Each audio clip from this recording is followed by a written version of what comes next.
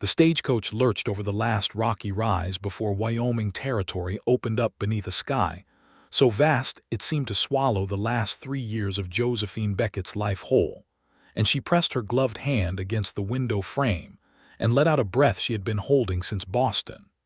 The year was 1878, and the town of Timber Creek waited at the bottom of the valley like a scattering of matchsticks someone had dropped and forgotten to pick up. Josephine had traveled nearly 2,000 miles to reach it, and every mile had been an attempt to put distance between herself and the memory of standing at the altar of St. Bartholomew's Church, while Charles Whitfield failed to arrive. She had waited 40 minutes in her white dress, the church filled with the polite murmur of Boston's finest families, before her father finally walked down the aisle to tell her that Charles had taken the morning train to New York with Eleanor Ashford, the daughter of his father's business partner. The engagement, it seemed, had always been secondary to the merger of two shipping fortunes, and Josephine had simply been a pleasant girl who happened to be convenient until someone more profitable came along. She had not cried in front of anyone. She had gone home, packed 2 trunks, and used the small inheritance left to her by her grandmother to purchase a ticket west, telling her parents only that she needed air that did not smell of pity. Now, watching the mountains rise like teeth against the horizon, she wondered if she had made a terrible mistake. The coach rattled to a stop in front of the Timber Creek Mercantile, and the driver, a weathered man named Otis Prout, helped her down with a grip that told her he had done this for countless women before her, women running from something or towards something. He never seemed to care which. "Miss Beckett, I reckon this is your stop," he said, setting her trunks down in the dust. "Your aunt's place is up the road a piece past the church. Widow Hargrove, ain't that right?" "Yes," Josephine said, smoothing her traveling dress, which had not been designed for a journey of this length and showed every mile of it. "Mrs. Ruth Hargrove. She's expecting me." Otis tipped his hat and climbed back onto the coach, leaving her standing alone in a street that smelled of horse and pine sap and something else, something wild and clean that she had never encountered in the crowded avenues of Boston. It was there, in that moment of standing lost and uncertain, in a town she had never seen, that she first saw him. He was walking down the opposite side of the street leading a mule loaded with furs and supplies, and everything about him seemed carved from the mountains themselves. He stood well over 6 feet, his shoulders broad enough to fill out a buckskin coat that had clearly been made for a smaller man and then adjusted, and his forearms, visible where his sleeves were rolled against the autumn warmth, corded with the kind of muscle that came from years of hard labor rather than any gymnasium. His hair was dark and longer than fashion dictated, brushing his collar, and a short beard covered a jaw that looked like it had been set in granite. He moved with the unhurried confidence of a man who knew exactly where he belonged in the world, which was more than Josephine could say for herself at that particular moment. He glanced her way once, his eyes a startling gray-blue against sun-browned skin, and something in that brief look made her breath catch in her throat before he continued on, disappearing around the corner toward the livery. "That there's Elijah Lockhart," said a voice beside her, and Josephine turned to find a stout woman with flour dusted on her apron watching the same corner.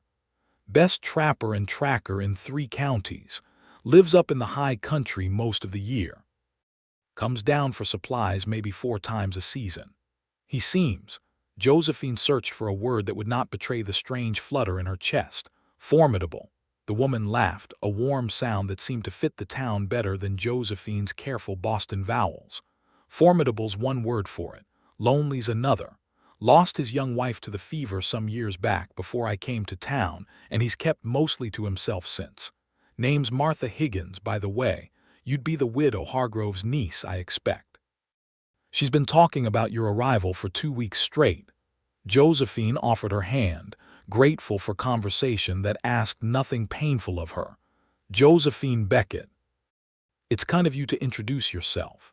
Kindness is cheap out here, dear. It's the only currency some of us have got."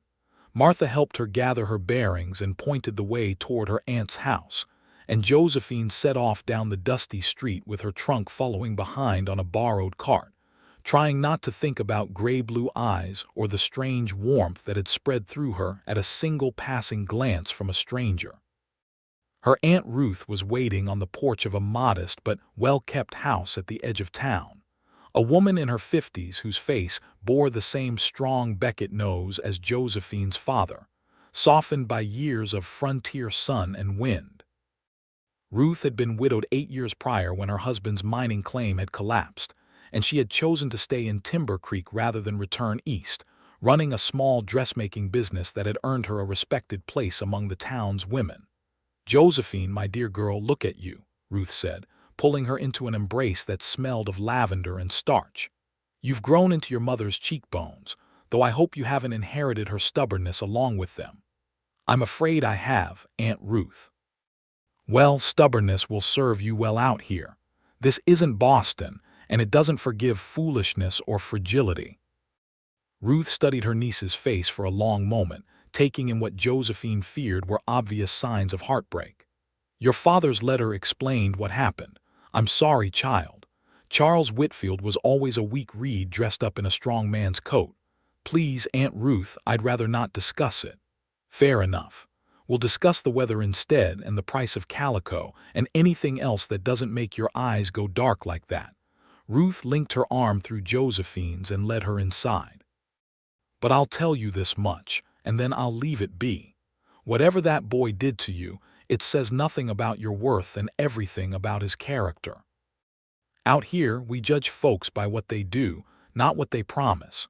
You'll come to appreciate that difference." Josephine did not respond, but she filed the words away somewhere close to her heart, not yet ready to believe them but grateful for the offering all the same. The following weeks settled into a rhythm that Josephine found unexpectedly soothing. She helped her aunt with the dressmaking business, discovering a surprising aptitude for needlework that had gone unused in Boston, where such skills were considered beneath a young lady of her station. She learned the names of the town's residents, the rhythms of frontier life, the particular quality of silence that fell over Timber Creek when the sun set behind the mountains and the stars emerged in numbers she had never imagined possible. She saw Elijah Lockhart twice more in those first weeks, always from a distance, always in passing. Once he was delivering furs to the trading post, and once he was standing outside the blacksmith's shop having a mule shod, his powerful arms crossed over his chest as he watched the process with the patient attentiveness of a man who did not waste words when observation would serve just as well. Each time she saw him, that same strange warmth stirred in her chest, and each time she told herself firmly that she had come to the frontier to forget love, not to find it again in the form of a mountain man who probably had no interest in a broken-hearted Boston girl who could barely tell a rifle from a shotgun. The encounter that changed everything happened on a Tuesday in late October, when Josephine had ventured out alone to gather herbs that her aunt needed for a poultice, following directions to a meadow that lay perhaps a mile beyond the edge of town. The autumn afternoon had been clear and mild when she set out, but Wyoming weather, she would soon learn, cared nothing for a person's plans. She had filled her basket with the yarrow and chamomile her aunt required when the sky began to change with alarming speed, dark clouds rolling over the peaks with a suddenness that spoke of mountain weather's particular cruelty. The temperature dropped so quickly that Josephine felt it in her bones before she saw the first snowflakes, and within minutes, what had been a pleasant October afternoon had transformed into an early-season blizzard, the wind screaming down from the high country and driving snow sideways with a force that stole her breath. Josephine had grown up believing herself capable and intelligent, but nothing in her Boston education had prepared her for a Wyoming storm, and within minutes, she realized with rising panic that she had lost all sense of direction. The meadow she had walked through so easily an hour before had become a swirling white void, and the trees that should have marked her path back to town had vanished behind a curtain of snow so thick she could barely see her own outstretched hand. She called out, though she knew even as she did so that the wind would swallow her voice before it traveled more than a few feet. Her thin traveling coat, adequate for Boston autumns, did nothing against the bitter cold that seemed to reach straight through fabric and skin to settle in her very bones. She stumbled forward, then sideways, then forward again, no longer certain which direction led to safety, and which led deeper into the wilderness. Her foot caught on a hidden root, and she went down hard, her basket flying from her hands and scattering herbs into the snow. Pain shot through her ankle, sharp and immediate, and when she tried to stand she found she could put no weight on it at all. Fear, real and cold, settled into her chest as she realized the seriousness of her situation. The snow continued to fall, already accumulating around her in a way that suggested this was no brief squall but a genuine blizzard, the kind that claimed lives every winter in territories like this one. She was perhaps a mile from town, injured, freezing, and utterly lost, and no one knew she had ventured out this far.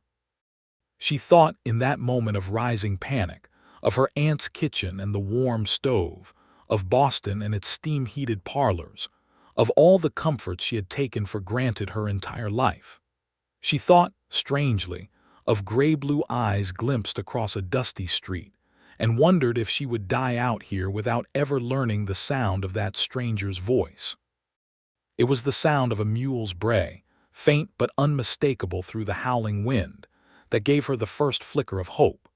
She screamed then, using every bit of breath she had left, and continued screaming even as her voice grew hoarse and her body began to shake with a cold that had moved past pain into a dangerous numbness. A shape emerged from the white chaos, massive and dark against the snow, and for a moment Josephine thought her mind was conjuring rescue out of desperate hope. But the shape solidified into a man on horseback, wrapped in furs, leading a mule behind him, and as he drew closer she recognized the powerful build and the dark hair now dusted with snow. Elijah Lockhart swung down from his horse before the animal had fully stopped, closing the distance between them with long strides that ate up the snow-covered ground. Up close, he was even more imposing than she had realized from a distance, his shoulders blocking the wind as he knelt beside her, his gray-blue eyes intense with concern beneath the brim of a fur hat. "You're hurt," he said, his voice deep and rough like stones tumbling in a river, but gentle in a way that surprised her. "Can you tell me where?" "My ankle," Josephine managed through chattering teeth. "I fell. I couldn't find my way back to town.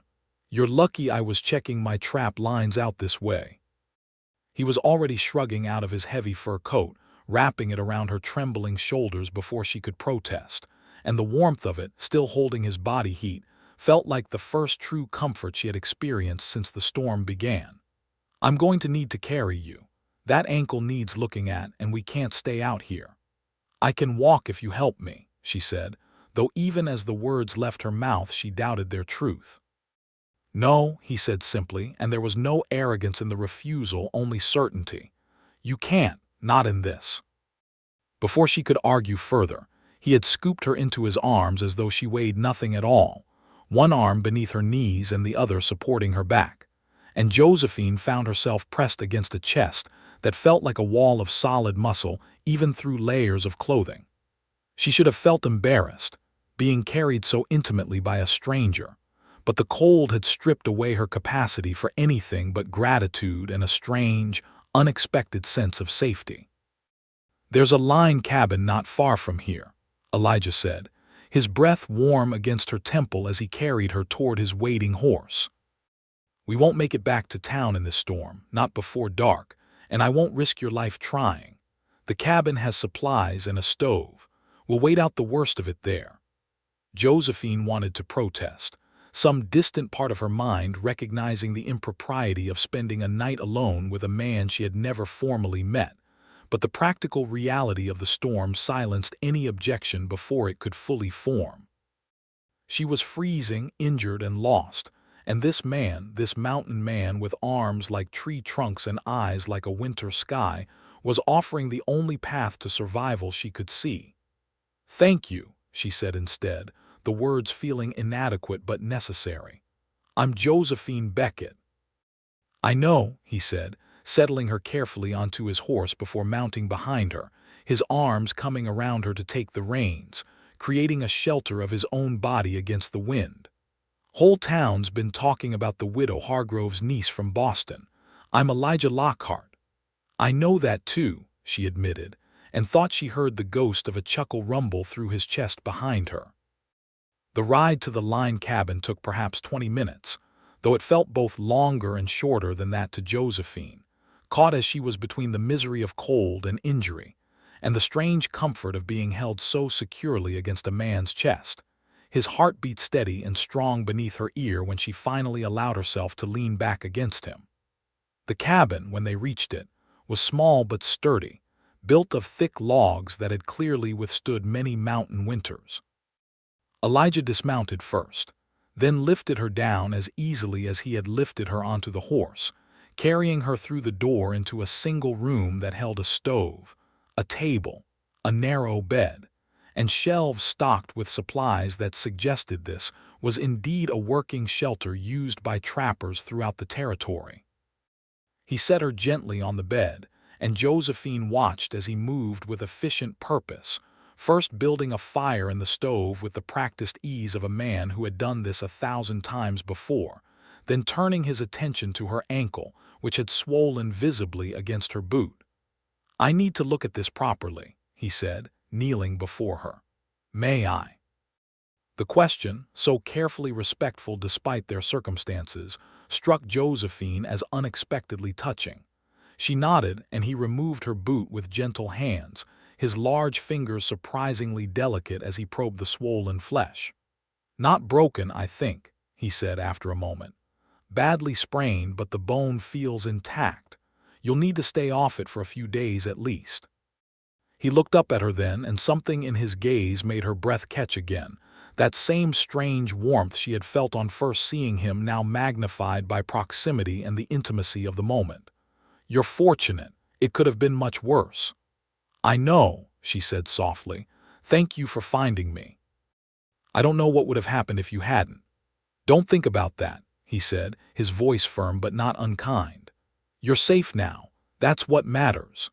He busied himself then with practical matters, heating water on the small stove for her to warm her hands and feet, producing dried meat and hardtack from his supplies for a simple meal, wrapping her ankle with strips of cloth torn from a clean shirt he retrieved from a chest near the bed. Throughout it all, he maintained a careful distance that spoke of respect rather than indifference, and Josephine found herself watching him with an attention that had nothing to do with gratitude for her rescue, and everything to do with the way the firelight caught the planes of his face, the way his muscles moved beneath his shirt as he worked, the quiet competence that seemed to define everything he did. "You've lived up here long?" she asked, partly to fill the silence and partly because she genuinely wanted to know more about this man who had appeared like a guardian out of the storm. "Going on 6 years now," he said, settling into a chair near the stove, close enough to tend the fire but far enough to give her space.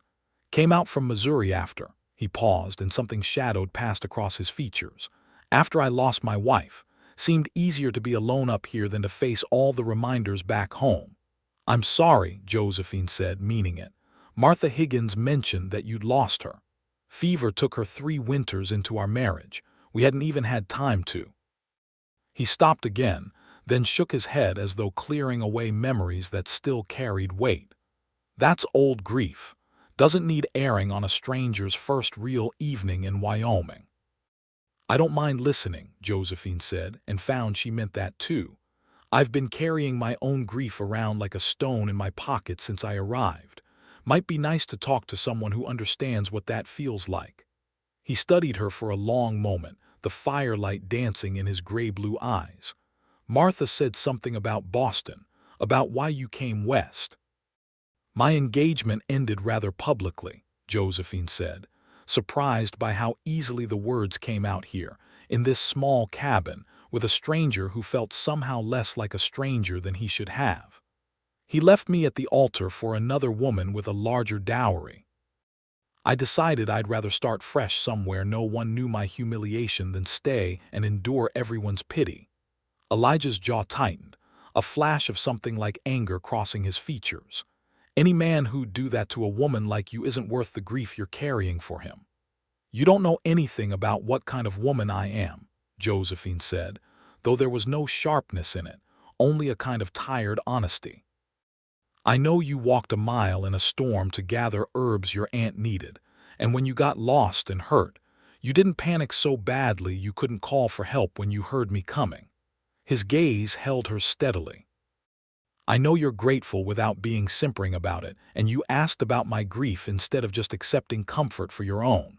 That tells me plenty, Miss Beckett." Something warm unfurled in Josephine's chest at his words, a feeling she hadn't experienced since long before Charles had shattered her trust in promises and pretty words.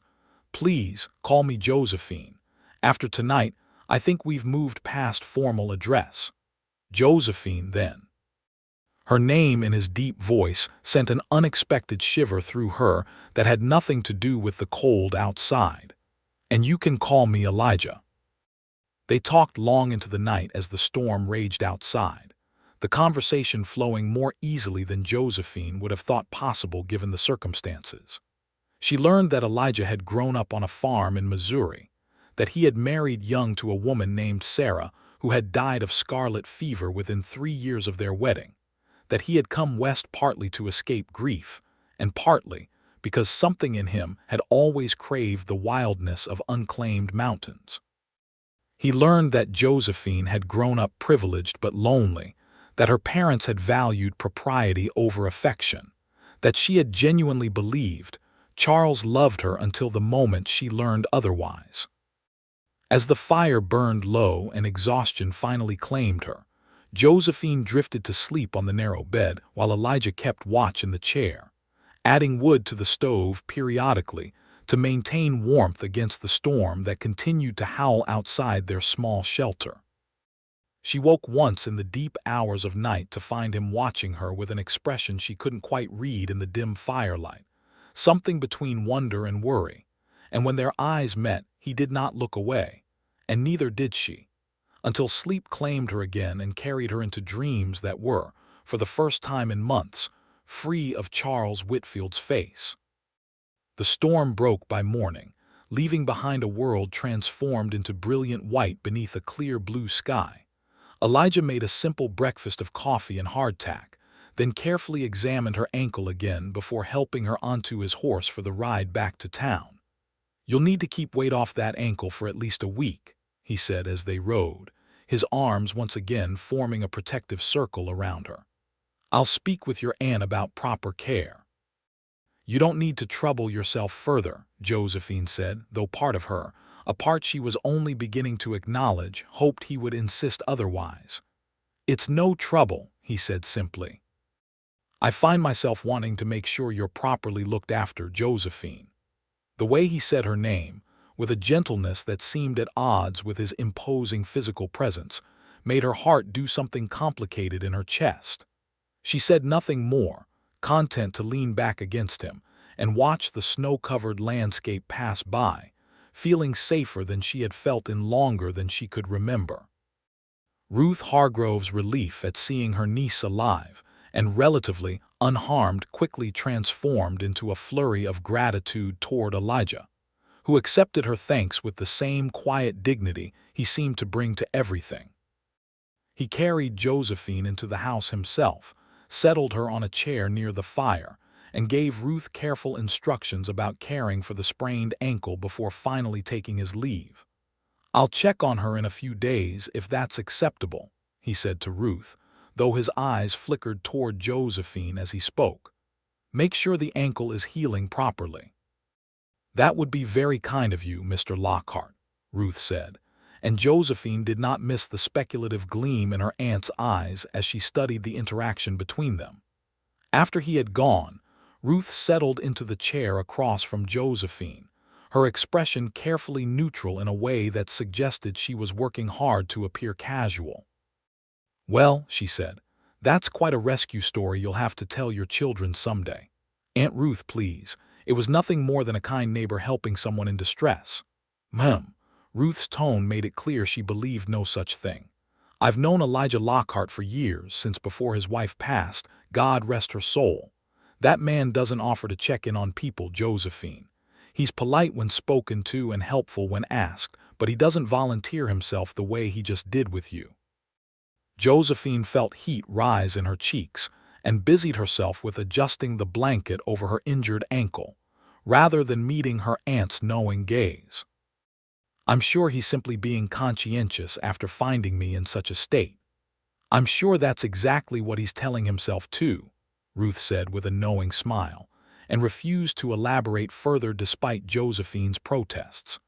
True to his word, Elijah returned 3 days later, arriving at Ruth's house with a small bundle of dried herbs he claimed were good for reducing swelling, along with fresh venison as a gift for the household.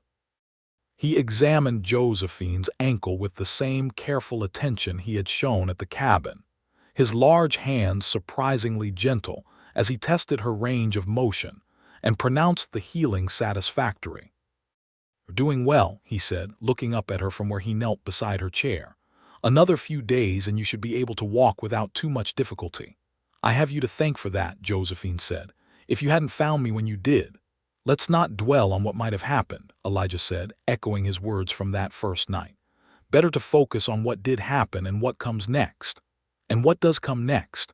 Josephine asked, surprising herself with the boldness of the question.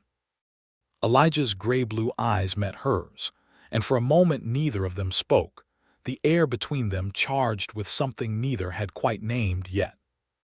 "I was hoping," he said slowly, "that you might allow me to call on you properly once you're recovered, not out of obligation or guilt over what happened in the storm, but because I find myself wanting to know you better, Josephine Beckett."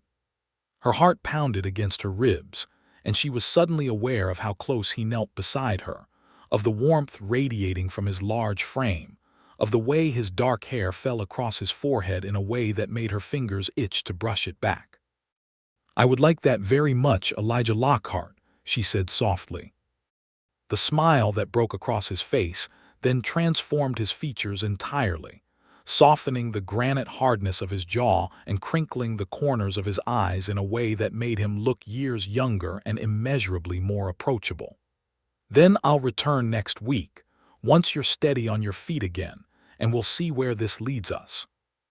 Over the following weeks, Elijah's visits became a regular fixture in Josephine's life, though he never overstayed propriety's bounds, always accompanied their walks with careful distance appropriate to courtship, and always treated her with a respect that stood in stark contrast to Charles's careless charm. They walked together through the town and its surrounding trails once her ankle had healed sufficiently, and Josephine found herself learning about a world entirely foreign to anything Boston had taught her. Elijah showed her how to identify animal tracks in the snow, patiently explaining the difference between deer and elk sign, between the paw prints of a fox and those of a coyote. He taught her the names of mountains visible from town, the Wind River Range to the west, the Upsarokas rising to the north, mountains that had names given by tribes who had lived on this land for generations before settlers arrived, a fact he mentioned with a respect that Josephine found telling of his character.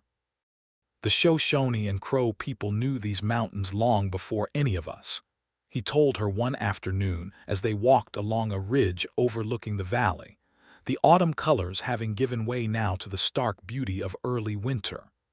"I've traded with Shoshone hunters more than once, learned things about survival up here that no army manual could teach me. It seems only right to remember whose land we're really standing on, even as we build our towns and stake our claims."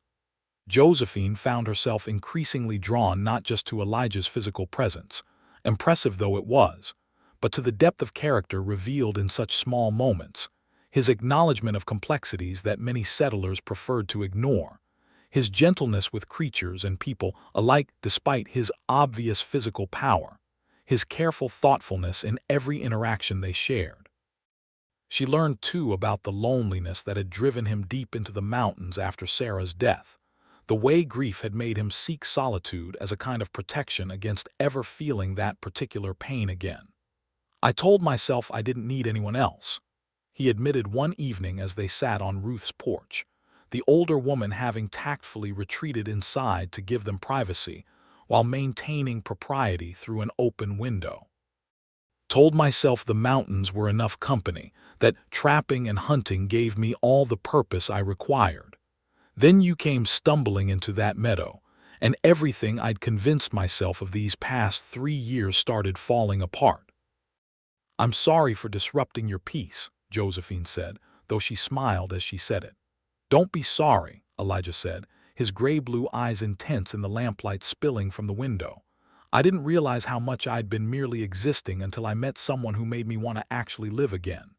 The words settled into Josephine's heart like seeds finding fertile soil, and she found herself unable to look away from his steady gaze.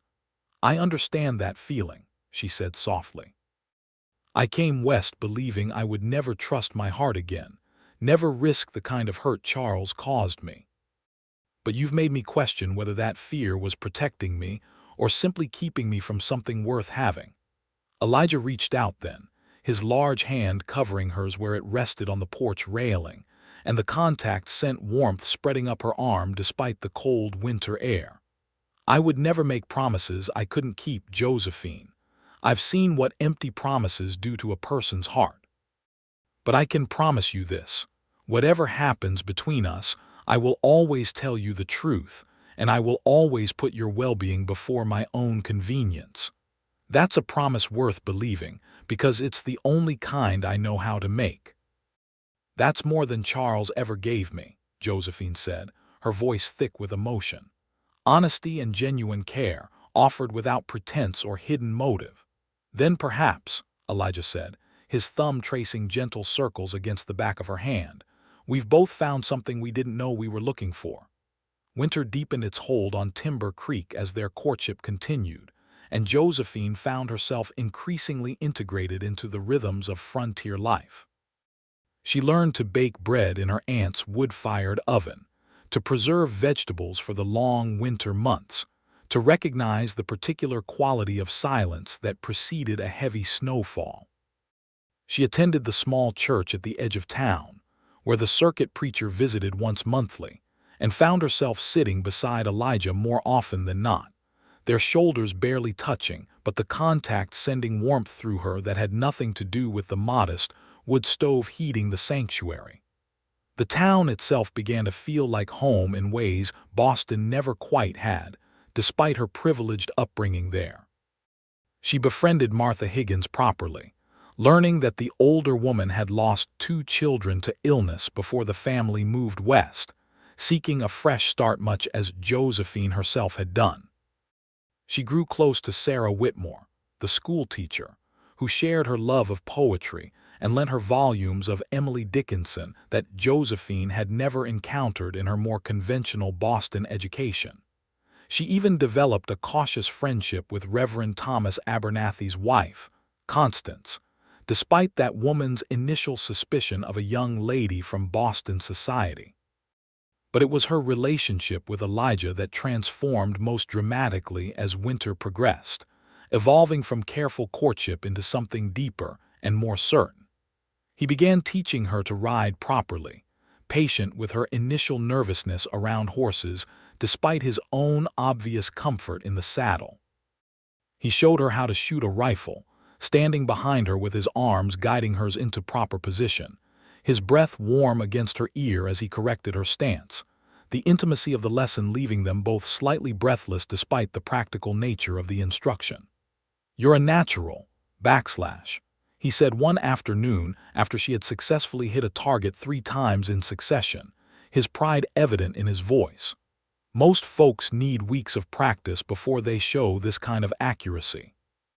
I had an excellent teacher, Josephine said, turning in his arms to find his face closer than she had expected, close enough that she could see the flecks of darker blue scattered through his gray eyes, close enough that her breath caught in her throat. For a long moment neither of them moved, the winter air crystallizing between them with tension that had been building for weeks. Then Elijah's hand rose to cup her cheek, his calloused palm rough against her soft skin in a contrast that felt somehow perfectly right, and he lowered his head slowly, giving her every opportunity to step away if she wished. She did not step away. Their first kiss was gentle, questioning, a soft press of lips that seemed to ask permission even as it was given. Josephine's hands found the front of his coat, gripping the fur-lined fabric as she rose slightly on her toes to meet him fully, and when he deepened the kiss, one arm wrapping around her waist to pull her closer against his solid warmth, she felt something inside her that had been frozen since Charles's betrayal finally began to thaw. When they finally broke apart, both breathing slightly unsteadily, Elijah rested his forehead against hers, his eyes closed as though savoring the moment. "I've wanted to do that since the night I found you in the storm," he admitted softly. "I think I've wanted you to do that since I first saw you walking down the street with your mule," Josephine confessed, and felt his chest rumble with quiet laughter beneath her hands. "Well then," he said, pulling back just enough to meet her eyes, "it seems we've both been rather patient about acknowledging what was happening between us." "Patience seems to be a virtue required for frontier courtship," Josephine said, smiling despite the seriousness underlying her words. "Though I confess I'm growing tired of patience where you're concerned, Elijah Lockhart." "Is that so?" His eyes darkened slightly with an emotion that made her pulse quicken. "And what would you prefer instead?" "Perhaps," she said, feeling bold in a way that would have shocked her Boston self, "you might consider making your intentions clear, rather than simply courting me with careful propriety indefinitely." Elijah's expression grew serious, and he took both her hands in his, the gesture feeling weighted with significance despite their casual surroundings on the trail outside town.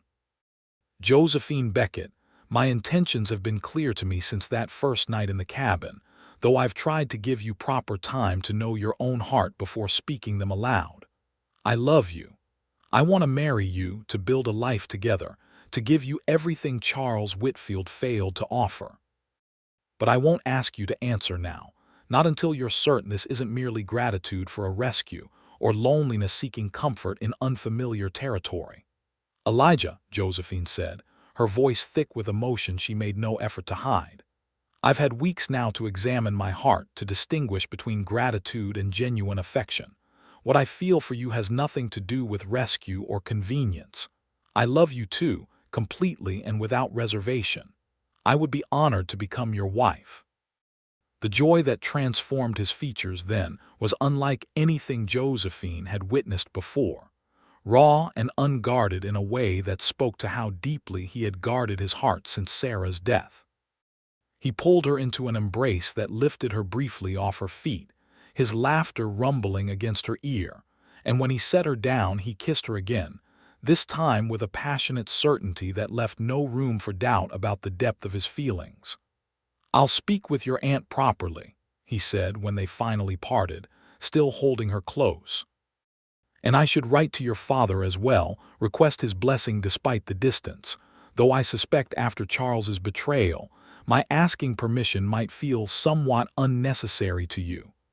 "My father's blessing matters less to me than yours does," Josephine said, "though I appreciate the gesture. He's grown considerably more humble since Charles's betrayal became public knowledge, and he realized how thoroughly he'd been deceived about the man's character." Their engagement, once announced, brought a warmth of celebration from the Timber Creek community that stood in stark contrast to the cold formality that had surrounded Josephine's previous engagement in Boston. Ruth Hargrove wept openly with happiness, declaring that she had known from the moment Elijah carried Josephine through her door that something significant was unfolding between them.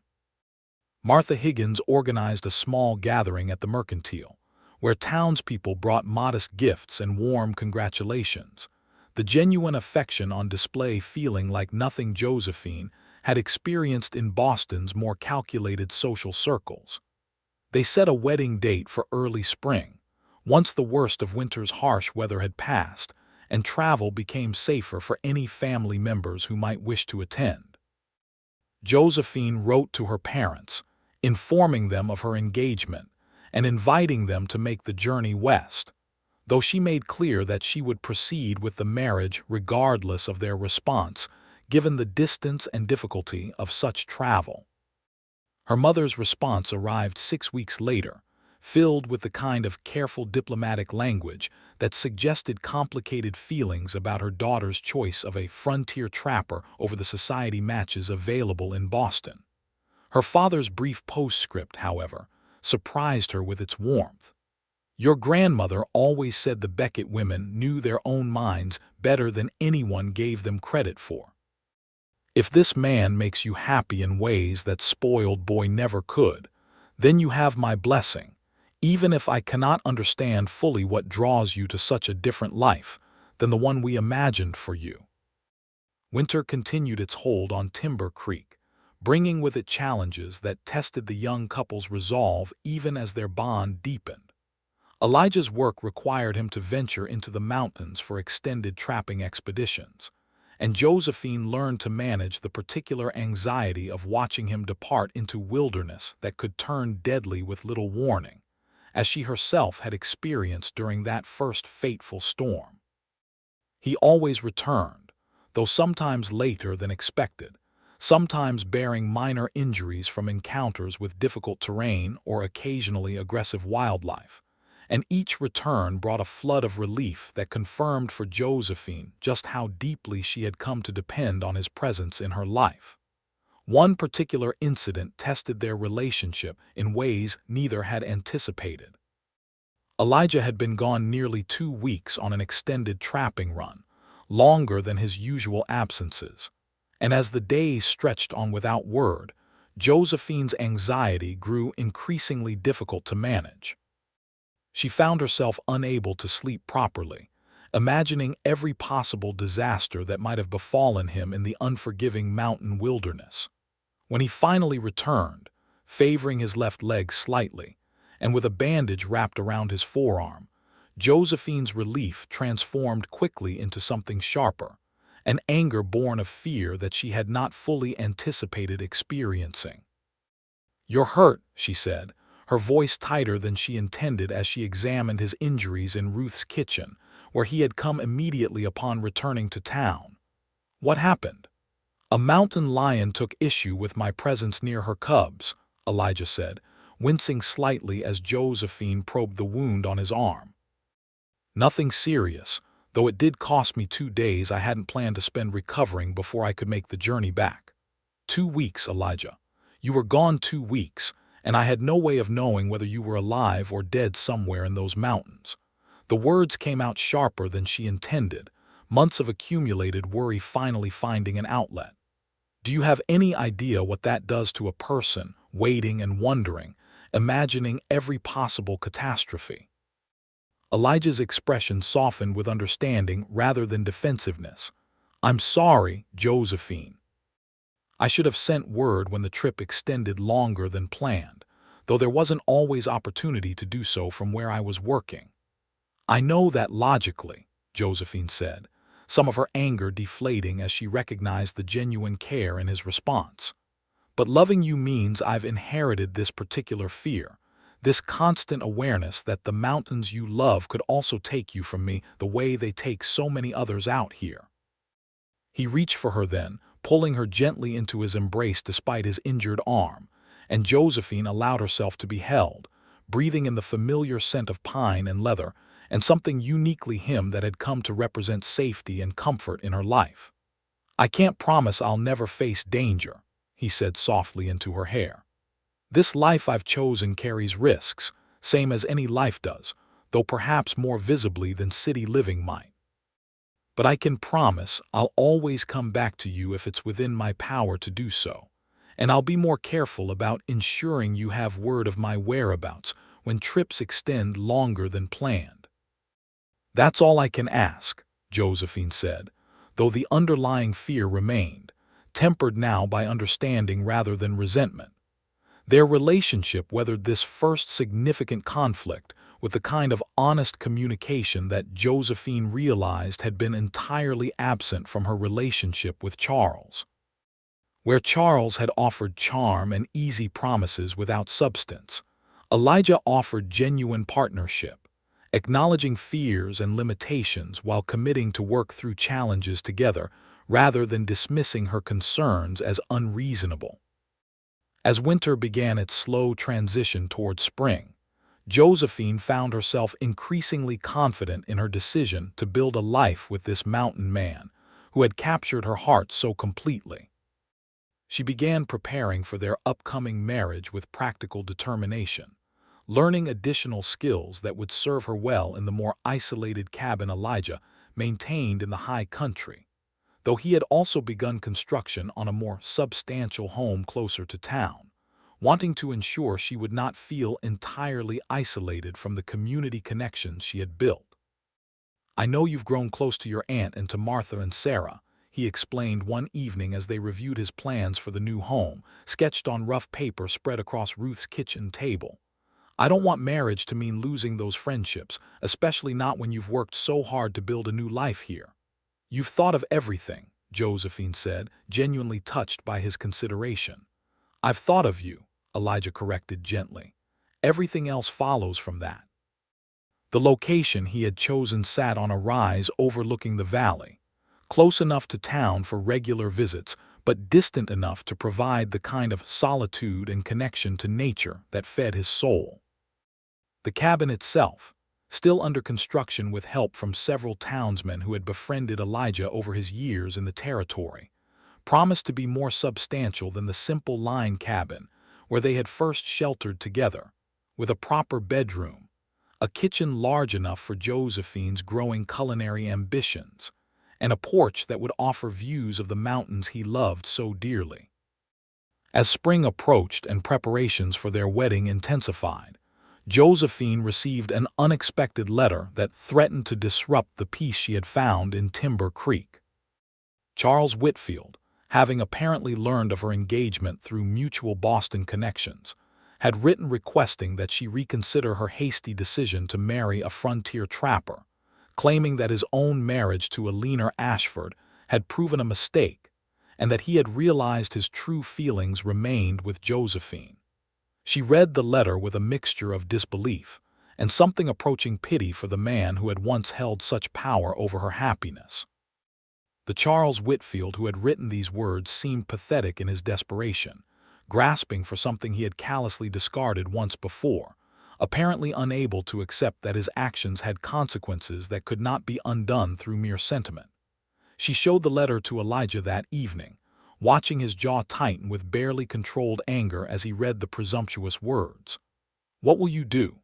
he asked, his voice carefully controlled despite the tension evident in his powerful frame. "I'm going to write him a response," Josephine said, explaining precisely why his letter arrives too late to matter, and precisely why I've found something with you that he was never capable of offering me. She composed her response that same evening, with Elijah sitting nearby, but giving her space to find her own words. The letter she wrote was measured but unmistakably final, explaining that Charles's betrayal had actually served as an unexpected gift, freeing her to discover genuine love with a man of true character and substance, and that nothing he could offer would ever tempt her away from the life she had built and the future she anticipated with Elijah Lockhart. "Do you think he'll trouble us further?"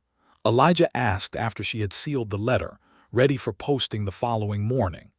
"I don't believe so," Josephine said. "Charles was always more concerned with his own comfort and convenience than with pursuing genuine difficulty.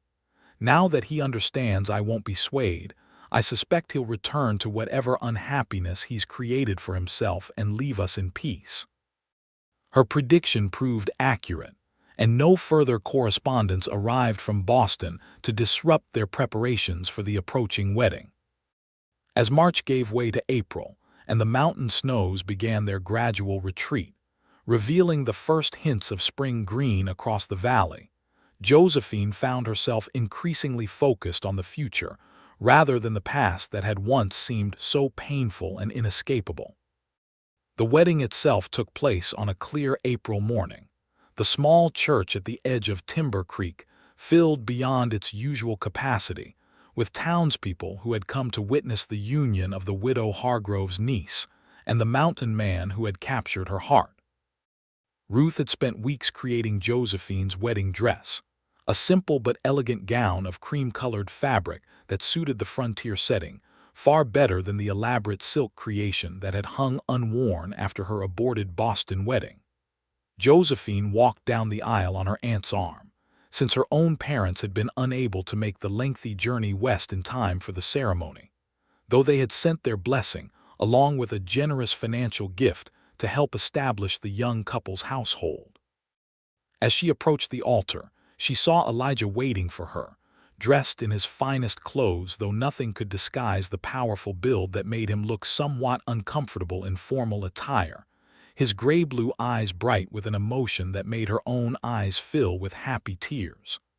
Unlike her previous wedding day, there was no 40-minute wait, no growing dread, no father arriving with devastating news.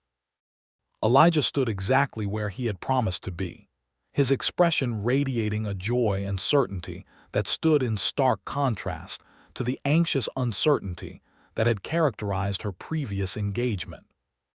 Reverend Abernathy conducted the ceremony with genuine warmth, having grown fond of both parties during their courtship, and when he pronounced them husband and wife, Elijah's kiss carried a promise of devotion that Josephine felt certain would never waver, unlike the empty promises she had once accepted from Charles Whitfield without recognizing their hollow nature.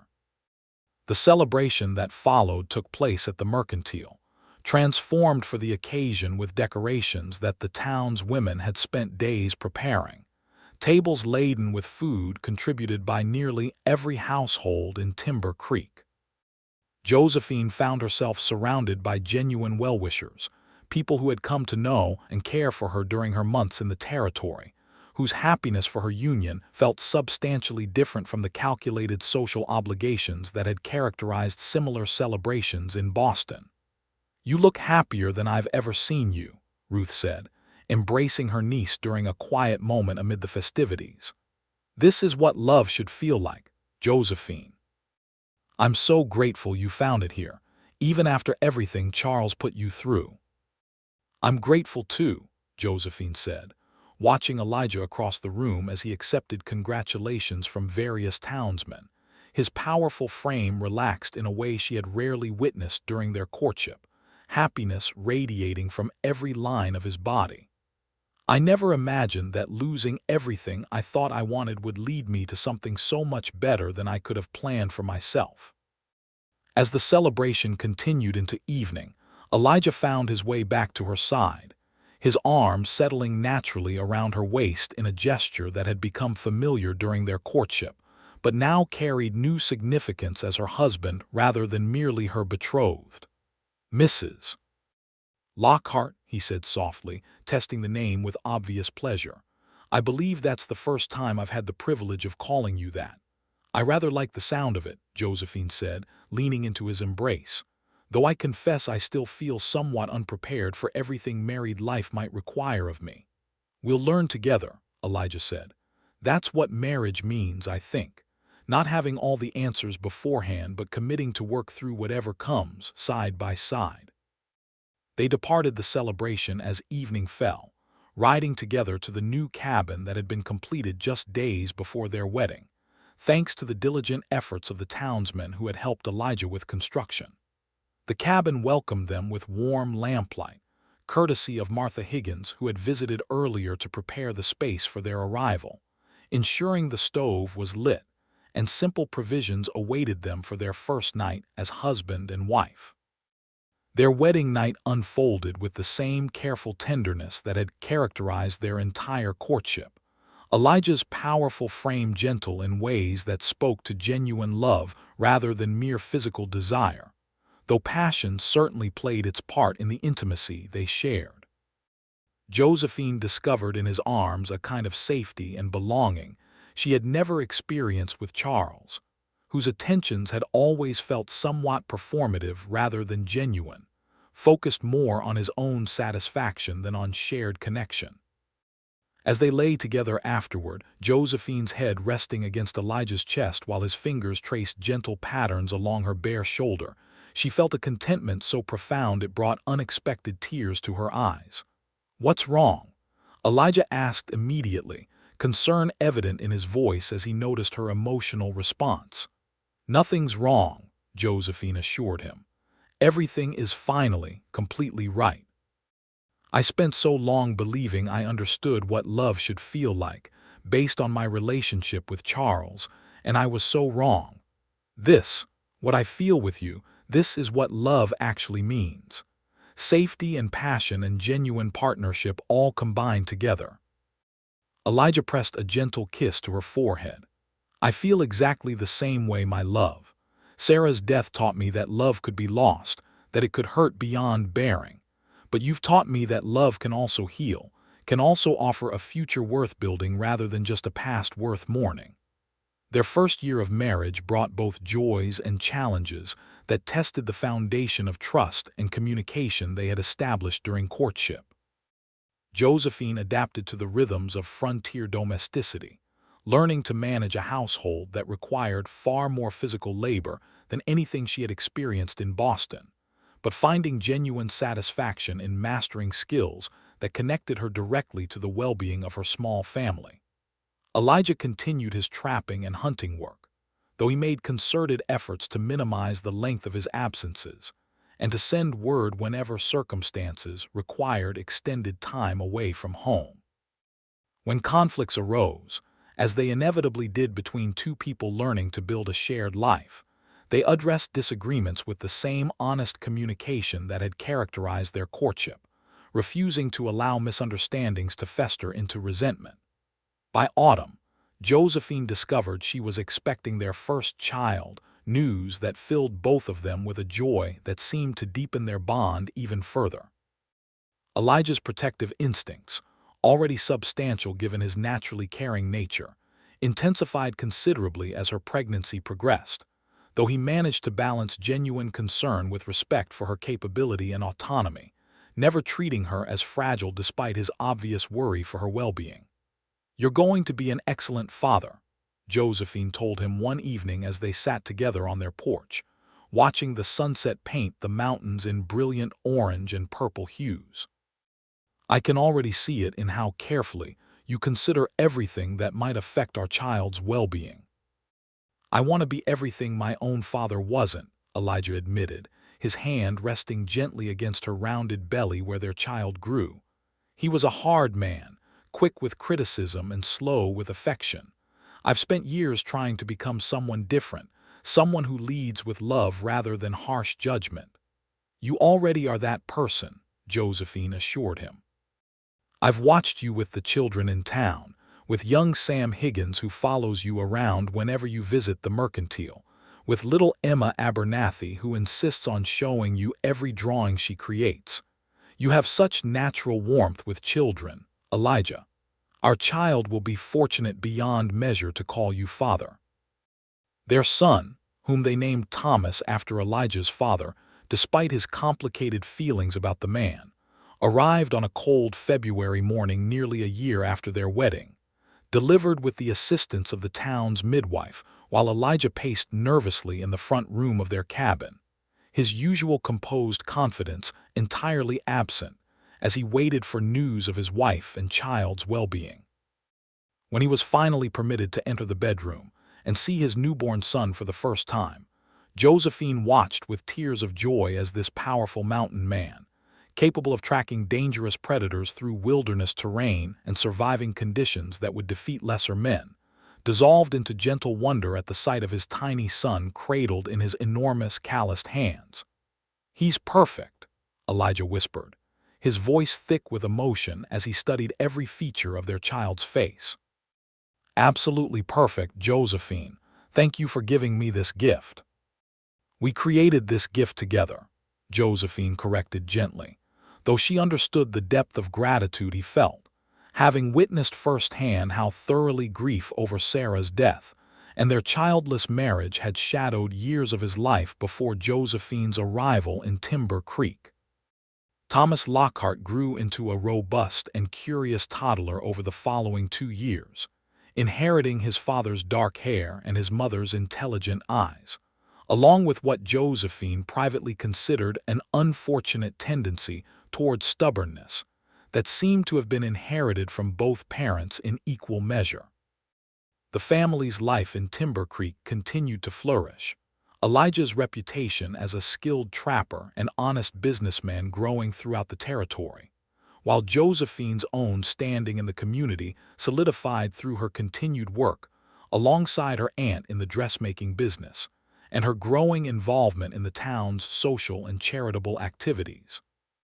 When Thomas was nearly 3 years old, Josephine discovered she was expecting their second child, news that brought renewed joy to their already contented household.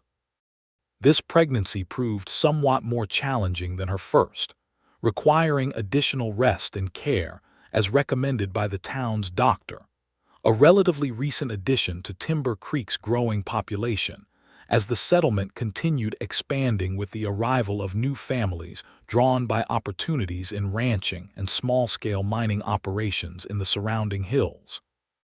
Elijah adjusted his work schedule considerably during this second pregnancy, taking on shorter trapping expeditions closer to home and relying more heavily on trading relationships he had established with other trappers to maintain his business income, while remaining available to support Josephine and young Thomas during this more demanding period.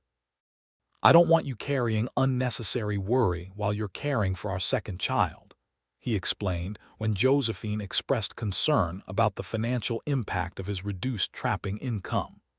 "We have savings sufficient to weather this period, and nothing matters more to me than ensuring both you and our children remain healthy and cared for." Their daughter, whom they named Sarah in honor of Elijah's first wife, a gesture that Josephine had suggested herself, understanding the significance of honoring the woman who had shaped Elijah's early adult life, even as their own love had helped heal the grief her death had caused, arrived in early summer amid a household filled with the joyful chaos of a toddler's curiosity about his new sibling. "Are you certain about this name?" Elijah had asked when Josephine first proposed it, his expression carefully guarded as he processed the suggestion. "I don't want you feeling as though you're living in her shadow, or that I'm somehow comparing you to my first wife." "I don't feel that way at all," Josephine had assured him. "Sarah was part of your life before I arrived, part of what shaped you into the man I fell in love with. Honoring her memory through our daughter's name feels like acknowledging that history rather than erasing it, and I think that's a beautiful way to move forward rather than something to fear."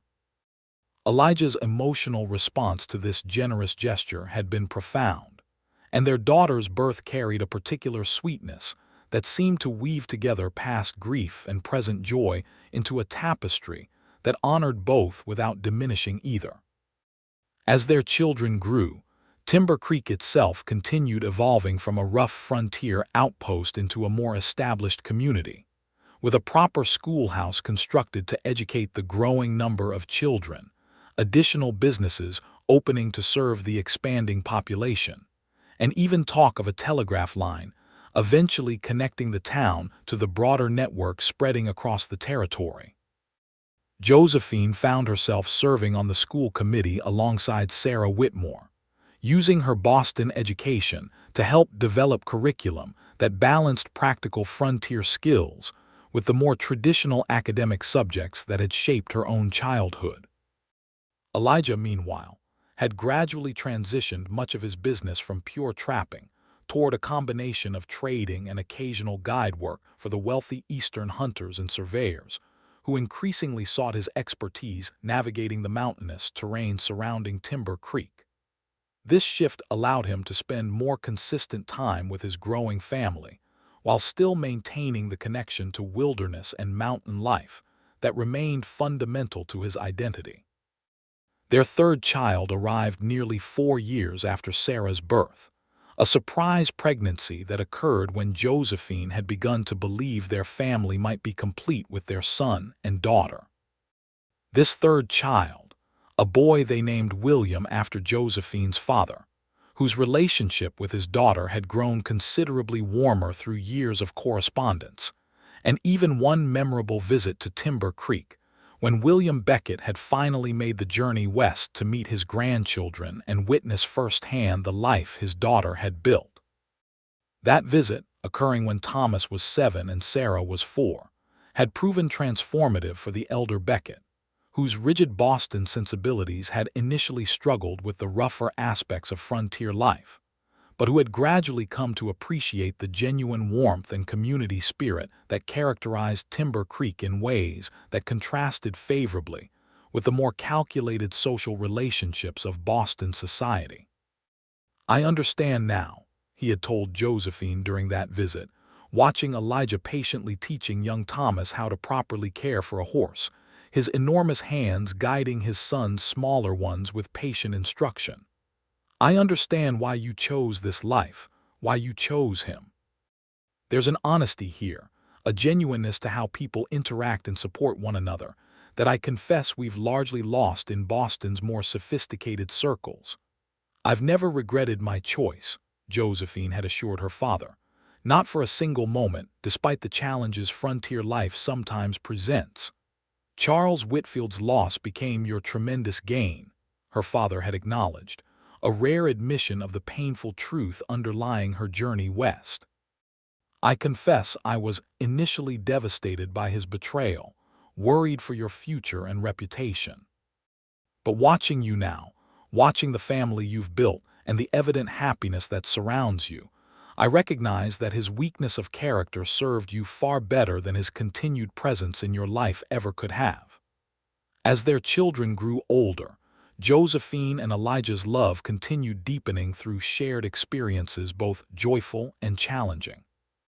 They weathered difficult winters together, celebrated successful harvests and hunting seasons, mourned the deaths of beloved community members including eventually Ruth Hargrove, who passed peacefully in her sleep when Thomas was 12 years old, having lived long enough to see her niece's happiness fully realized, and to know her grandnephews and grandniece with the deep affection that had characterized her relationship with Josephine from the very beginning.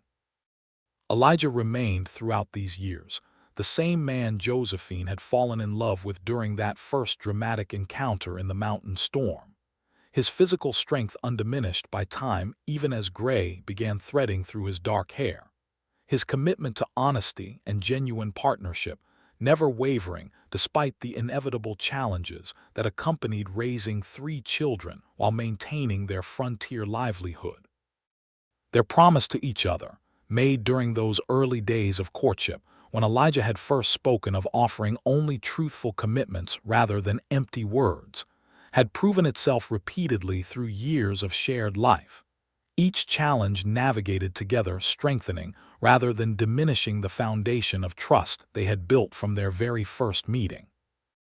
On the evening of their 15th wedding anniversary, with Thomas now 19 and beginning to establish his own trapping and guiding business following in his father's footsteps, Sarah at 16 showing remarkable talent as a teacher's assistant at the local school, and William at 11 still filled with the boundless curiosity that had characterized him since infancy, Josephine and Elijah found themselves alone on their porch as their children attended a community gathering in town.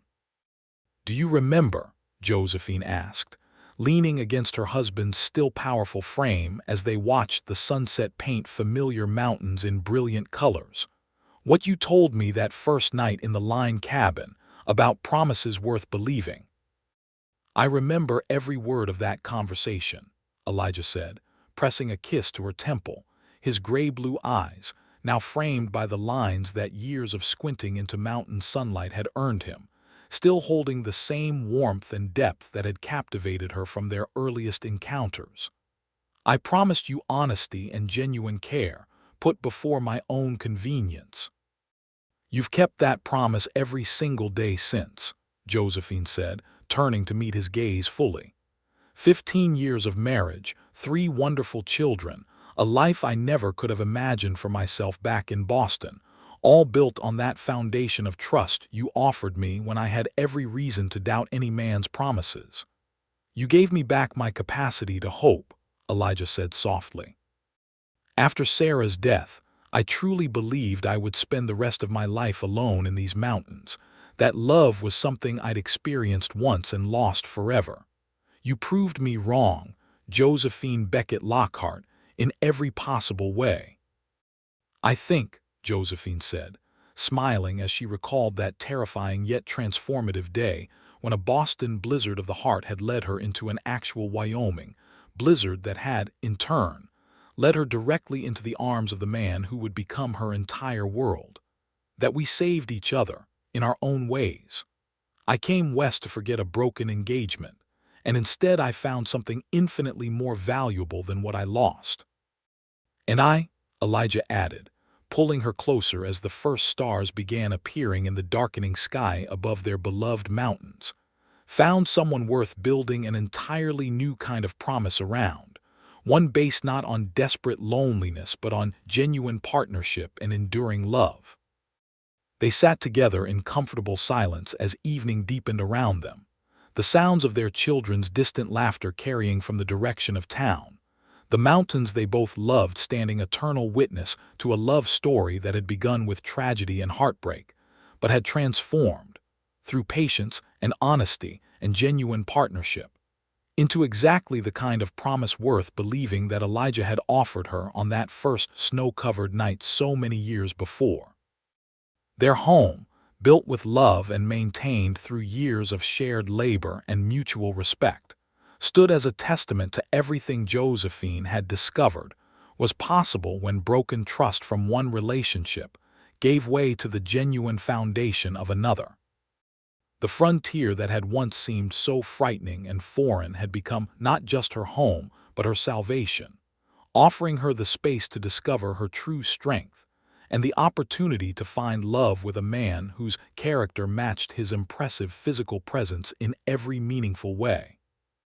As their 15th anniversary evening drew to its peaceful close, with Elijah's arm wrapped securely around her shoulders, and their children's voices drawing closer as they returned from town, Josephine reflected on the remarkable journey that had brought her from a devastating betrayal in Boston to this profound happiness in Wyoming Territory.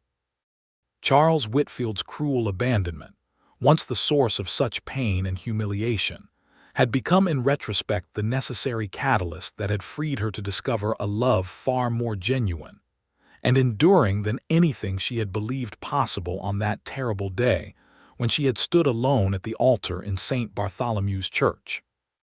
The mountain man who had found her lost and injured in a blinding snowstorm had indeed given her a promise worth believing, and through 15 years of marriage and 3 beloved children, through challenges weathered together and joys celebrated as one, Elijah Lockhart had proven himself faithful to every word of that promise, transforming Josephine's broken heart into one capable of a love so complete and enduring that she could no longer imagine any life other than the one they had built together in the shadow of the mountains he loved, in the home they had created together, surrounded by the family that represented the truest fulfillment of every hope she had carried west with her on that fateful journey so many years before. Their story, like the mountains themselves, had proven that the most beautiful and enduring things often emerged from the harshest conditions, that genuine love required not perfect circumstances, but honest hearts willing to trust again despite previous pain, and that sometimes the greatest gifts arrive disguised as devastating losses, opening pathways to happiness that could never have been discovered along the safer, more predictable roads originally planned. In Elijah Lockhart, Josephine had found not just a husband but a true partner, a man whose promise of honesty and genuine care had proven worth every bit of the faith she had placed in it, creating together a love story that would continue unfolding through the years ahead, rooted in the solid foundation of trust and commitment that had been forged that first snowy night when a broken-hearted woman from Boston had found unexpected salvation in the strong arms of a mountain man who had been waiting, without even knowing it, for exactly the kind of love that only she could offer him in return.